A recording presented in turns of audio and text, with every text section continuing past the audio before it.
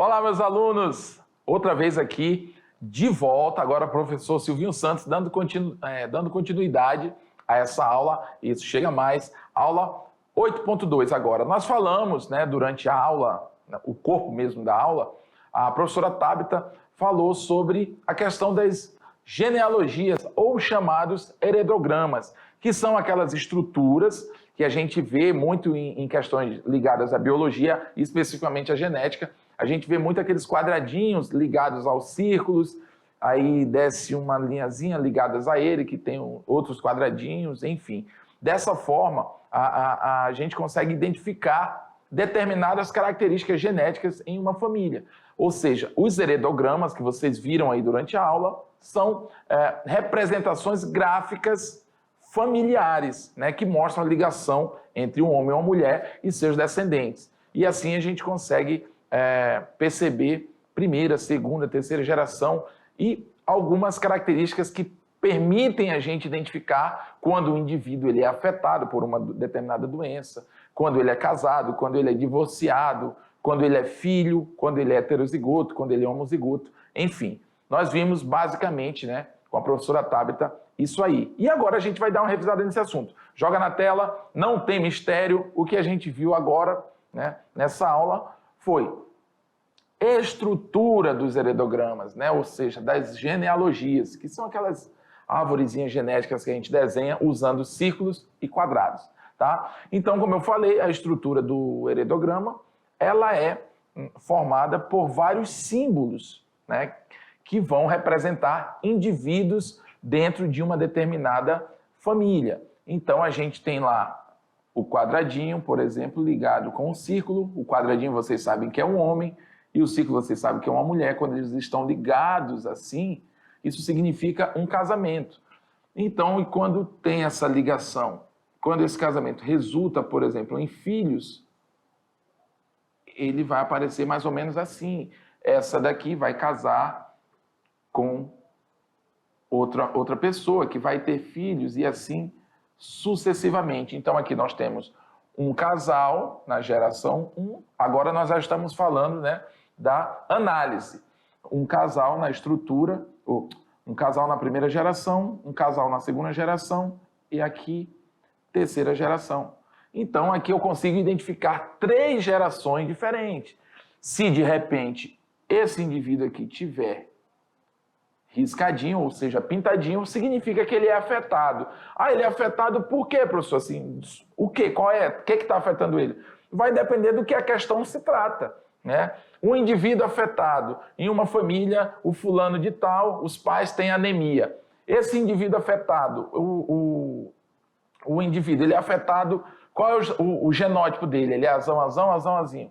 Então, eu sei que esse afetamento aqui está se referindo a uma anemia, porque foi o que citou na questão. Então, a gente tem que prestar muito atenção na questão, no enunciado, para saber do que se trata aquela pessoa afetada. Geralmente, a questão no Enem, por exemplo, ela vem trazendo qual é a doença que está em questão. Então, aqui eu tenho geração, se eu falar para você, indivíduo 2.3, então, eu estou falando indivíduo segunda geração, 1, 2, 3, 4. Então, vai ser indivíduo 2.3, vai ser esse indivíduo aqui que eu vou estar me referindo, 2.3, tá bom? E as características, ou seja, estrutura é o heredograma em si, né? Os quadradinhos ligados com os círculos, os homens, as mulheres envolvidas. A análise, você vai analisar geração por geração, se ele é afetado ou se ele não é, se ele é heterozigoto ou se não é. Características é se é uma herança sexual ou se ela é autossômica. O que é sexual? Sexual, pessoal, é quando só homens ou só mulheres apresentam, ou com mais frequência em um ou outro. Então, isso geralmente indica que é uma característica ligada ao sexo, tá bom? Quando ela é autossômica, então quer dizer que é uma característica que pode aparecer tanto em homem quanto em mulher, tá bom? Então vimos aí estrutura, análise e característica de heredogramas, tá bom? Joga aqui para mim. Agora o que a gente vai fazer? Vamos partir para a nossa atividade que vai cobrar de você aí algumas questões que vão necessitar de um raciocínio em cima desse assunto. Vamos lá?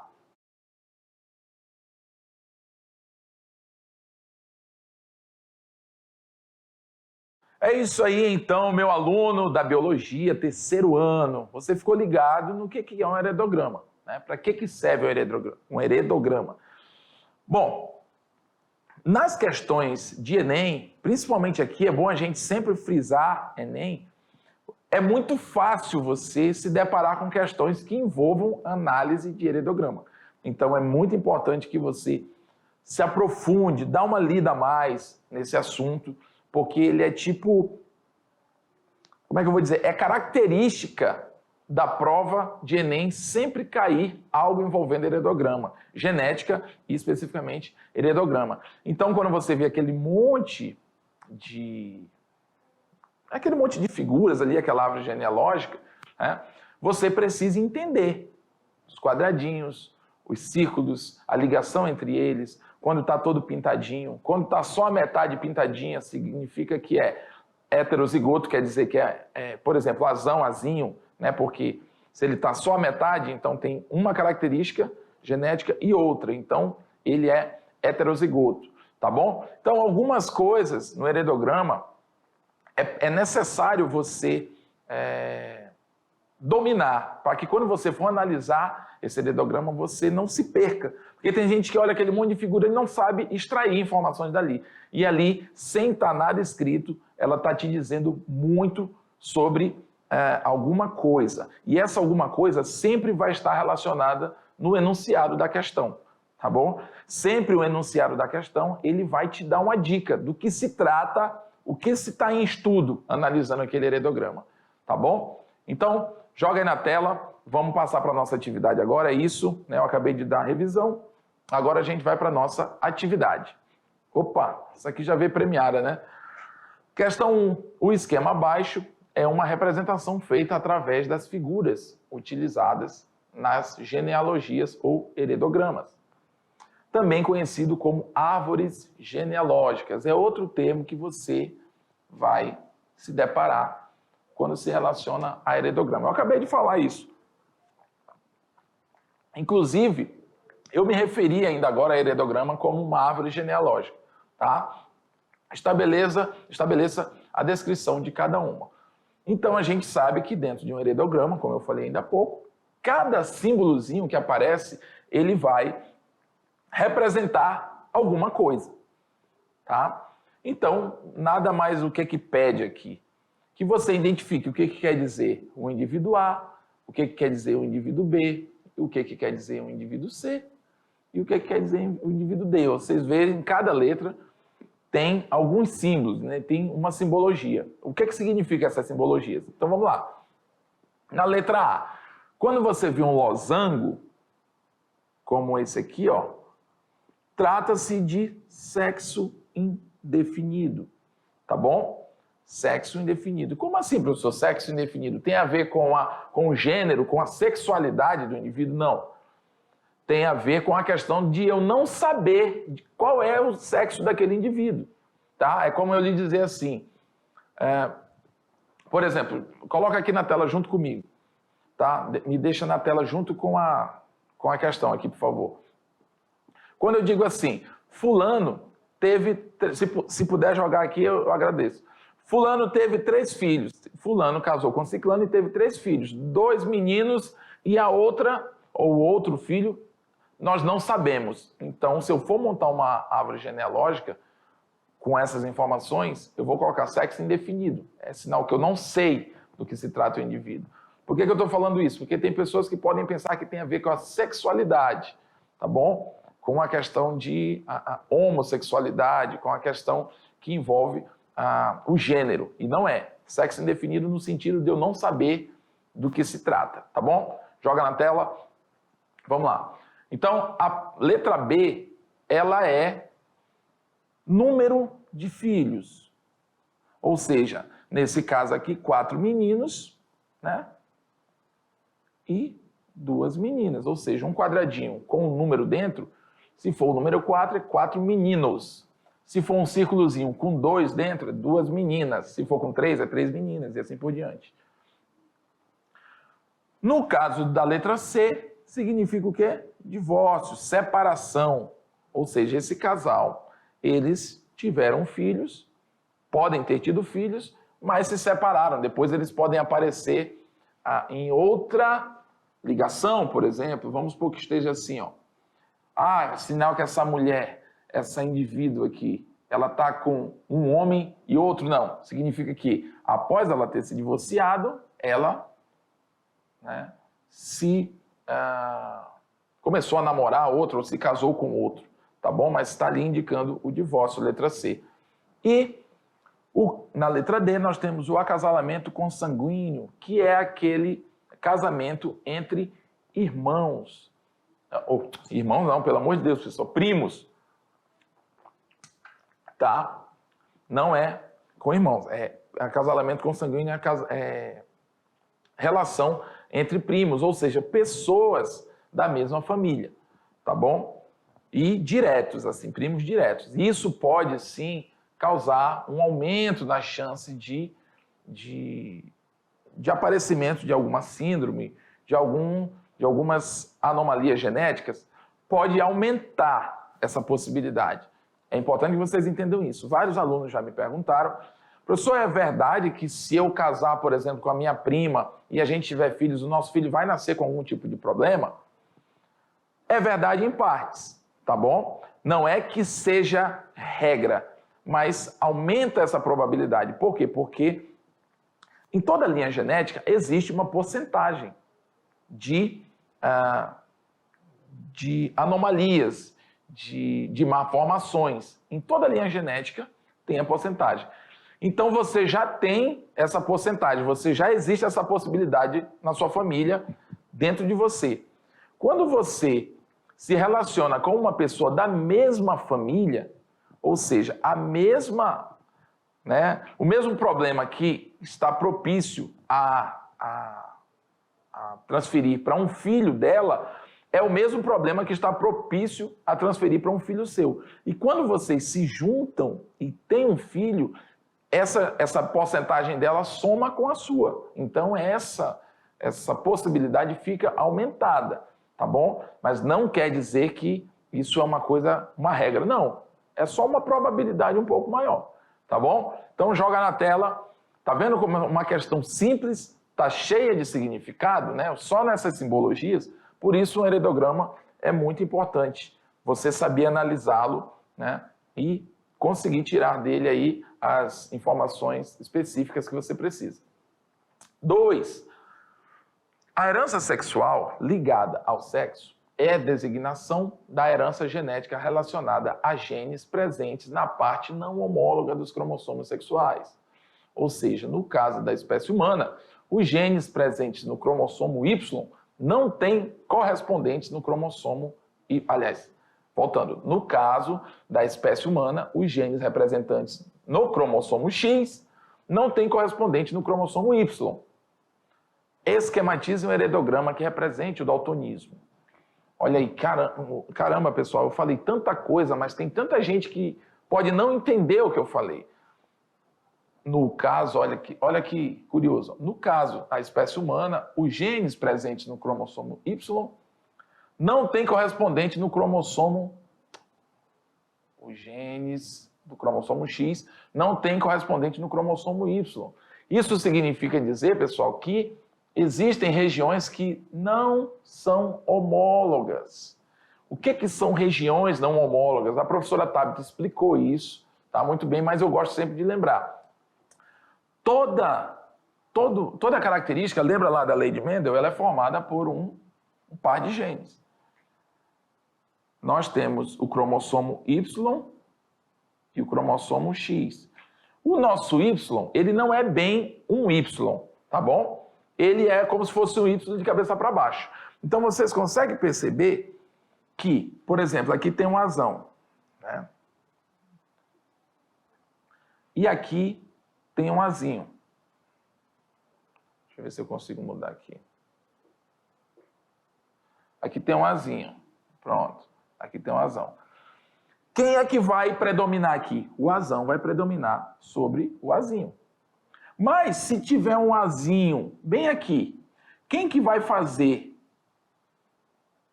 frente com ele aqui no masculino? Ninguém, porque é uma região não homóloga, entendeu? Não existe uma região no cromossomo masculino que vá fazer frente a esse azinho. Então, esse azinho, mesmo ele sendo recessivo, ele vai se expressar, porque ele está numa região não homóloga. Vocês estão entendendo? Beleza, para vocês entenderem. Agora ele pede, esquematize um heredograma que representa o daltonismo. Por que daltonismo? Porque o daltonismo ele é um exemplo disso. Entendeu? Ele é um gene que está numa região homóloga, aliás, uma região não homóloga, ou seja, ele está lá no X, mas lá no Y ele não vai aparecer, não vai ter alguém para fazer frente para ele. Logo, esse indivíduo aqui, ele é homem. Porém, algo que aparece lá no X, que é o azinho, vai se expressar nesse indivíduo. Ou seja, então os homens que vão receber esse X, né, da mulher, ele vai apresentar essa doença. Então, o que eu faço aqui?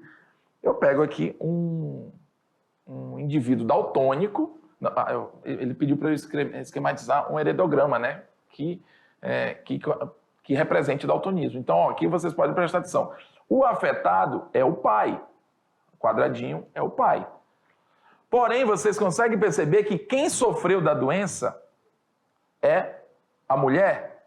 Aliás, ela nem sofreu da doença, ela passa a ter um gene da doença. Por quê? Porque o homem produz X e Y. O homem é heterogamético. Então, logo, o X que ele produz, ele tem o mesmo defeito que ele tinha. Só que elas vão ser portadoras, tá vendo? Elas vão portar o gene da doença, mas elas não vão apresentar o gene. Elas receberam o X com defeito do pai, mas o X que veio sem defeito da mãe, ele vai acabar compensando. Então, elas vão ser apenas portadoras. Então, logo, elas podem ter um filho daltônico, como é o caso do 9 aqui, que é filho do indivíduo 5, ou seja, da indivídua 5. Entendeu? Então, essa é a questão número 2. Questão número 3. Analise o heredograma abaixo e assinale a alternativa correta. Então, nós temos aqui 3 gerações, tá? 1, 2, 3. Indivíduos 1 e 2 na 3, na 1, aliás, indivíduos 1 e 2 na geração 1, 3, 4, 5, 6 na geração 2, 7 e 8 na geração 3. O que ele quer? Analise o heredograma e assinale a alternativa correta. Aí ele vai apresentar alternativas aqui. Lembrando que aqui tem uma situação muito bacana, pessoal, para explicar para vocês. Toda vez que indivíduos iguais gerarem filhos diferentes, esses são heterozigotos. Sempre assim. E esses aqui são azinhos. Ah, professor, e se fosse o contrário? Se fosse 2 afetados tivessem um filho normal, eles seriam a mesma coisa, heterozigoto. Então, significaria que o filho bom seria azinho. Enfim, nesse caso aqui, a característica afetada é determinada por um gene recessivo. Mas vamos lá. O fenótipo normal é condicionado por gene dominante e todos os indivíduos são normais. O fenótipo normal é condicionado por gene dominante? Né? Só que nem todos os indivíduos são normais no heredograma. Existem 2 afetados. Então, a não é. B. O fenótipo normal é condicionado por gene dominante e indivíduos 3 e 8 são homozigotos. Esse aqui são homozigotos porque eu acabei de falar. Ó. Homozigotos, então o 8 é. O 3 também. Se o 8 é azinho, ele é afetado, o 3 também é afetado, então ele é azinho também. Então eles são homozigotos. Então a resposta certa aqui é a resposta B. Tá? Vamos lá. 4. Observe a genealogia representada dos indivíduos que exibem um determinado caráter em questão, que estão em cinza. Aí o que ele diz? São obrigatoriamente homozigotos os indivíduos 2, ele já deu até a resposta, né? 2, 8 e 12. Mas como assim, professor? Como é que o senhor sabe tão rápido? Lembra do que eu acabei de falar? Pais iguais com filho diferente, ó. Sempre esse diferente aqui, ele vai ser azinho. Então, se o 8 é azinho, azinho, então eu já marquei. Quem for afetado aí é homozigoto, no caso azinho, azinho. Ou seja, é igual de pai, igual de mãe. Beleza? Então é isso aí, pessoal. Fechou, não tem mistério. Isso aí é genealogia, isso é heredograma. Se você se ligar e você estudar, você decorar tudo isso aí, isso até no decoreba dá para você desenrolar, tá bom? Então, muito fácil, tranquilo demais. A professora Tabita explicou, o professor Silvio Santos arrematou e a gente vai para a próxima aula aí. Vamos lá.